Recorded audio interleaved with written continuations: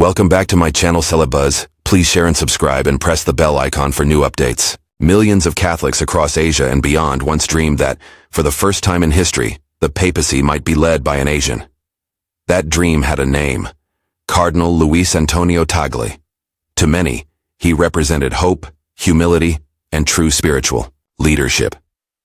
As smoke rose from the Sistine Chapel in 2025, hearts around the world waited. Could this be the moment? But it wasn't. The white smoke announced a different name: Cardinal Robert Francis Prevost, now Pope Leo XIV. In that moment, silence fell. Hearts sank. People asked, where is Tagle? Will he speak? Will he comfort those who prayed for him? The almost Pope. So close to history, Cardinal Tagle had been seen as a strong contender. His story had inspired millions, especially in the Philippines, who believed they were witnessing the dawn of something historic, the rise of the first Asian Pope. Instead, history chose another path. The 2025 Conclave wasn't just any election. It was one of the most unpredictable in decades. After the passing of Pope Francis, the Church was at a turning point. 133 cardinal electors gathered in the Sistine Chapel to choose a new leader. Across the Philippines, people held vigils. Social media overflowed with prayers and hope. Catholics in Asia, Africa, and Latin America looked to Tagle as a symbol of a more compassionate church. He had the experience, the vision, and the heart. Everything seemed ready. But when the white smoke rose, it wasn't his name that was announced. It was Pope Leo XIV. And while many welcomed the new pope, others were left wondering, what if? Quick note, I'm trying to reach 30,000 subscribers by the end of the year. If you enjoy this kind of content, please consider subscribing to help me out. So how close did Tagle actually get? That's the mystery. The voting in the conclave is a well-guarded secret. No one outside knows the final count. Was he second place? Did he lead at some point? Was he just a few votes away from changing history? Many news outlets like Reuters, CNN, and NBC listed him as a top contender. Analysts placed him in the top 3, and Vatican insiders suggested he had early momentum. But we may never know the full truth. What we do know is this: Tagle was one of the closest candidates to becoming pope. This wasn't a fantasy. It was real. The world saw his potential. He was seen alongside other major contenders like Cardinal Parolin and Cardinal Erdo. His every move was watched. People believed in him. One Vatican expert said it best: maybe his time hasn't come yet. Tagle's story doesn't end here. In fact, this moment has only made his voice more powerful. He has become a symbol of faith, humility, and quiet strength. In a world that often values titles over service, Tagle stands out. The fact that he didn't become pope doesn't weaken his impact. It may have made him even more influential. The election of Pope Leo XIV suggests a focus on structure and continuity. But Tagle's candidacy sent a message: the global south is rising. The church is changing. In 2025, the world didn't get its first Asian pope, but it came incredibly close. And that moment changed everything. Cardinal Tagle now represents the future, a church that listens, that serves, and that reaches out to the world.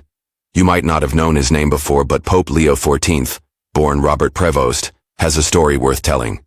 He was born in Chicago in 1955 and joined the Order of St. Augustine, a religious group focused on community, prayer, and learning.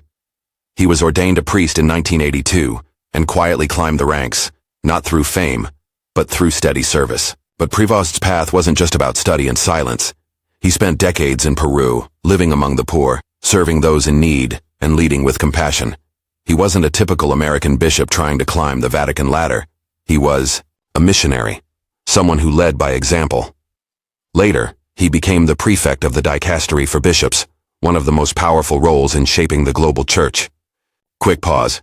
If you're enjoying this video, I'd love your help. I'm trying to reach 30,000 subscribers by the end of the year. Please consider subscribing to support more stories like this.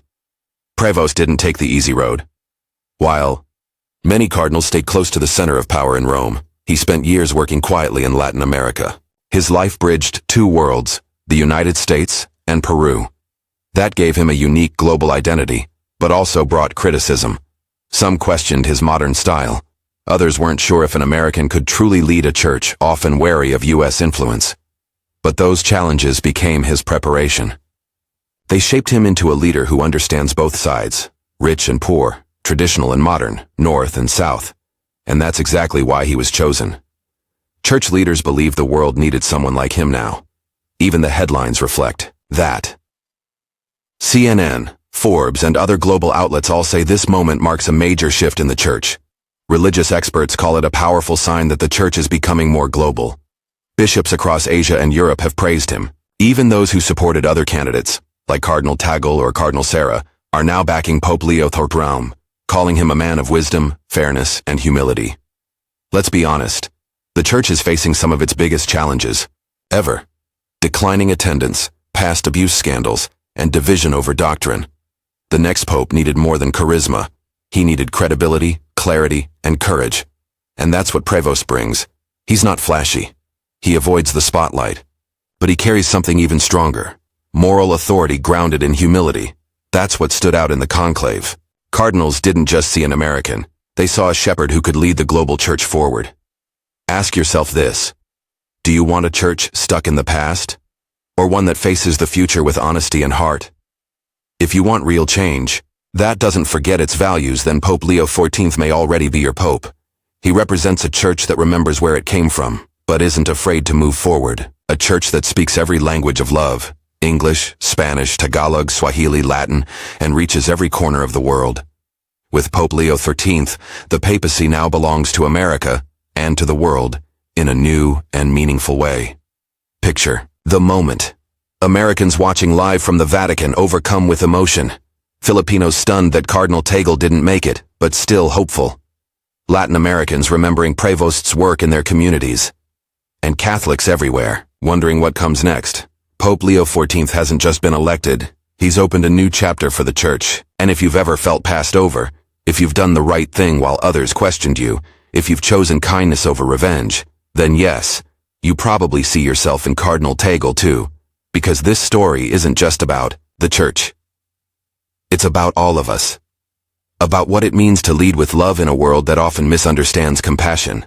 About how people who build bridges are sometimes called weak. But in truth, they're the strongest of all. Was Cardinal Tagle betrayed? Not by the cardinals who voted, not by his peers. But yes, he was misjudged, attacked, and used as a target by those afraid of change. Still, he didn't lash out. He didn't retreat.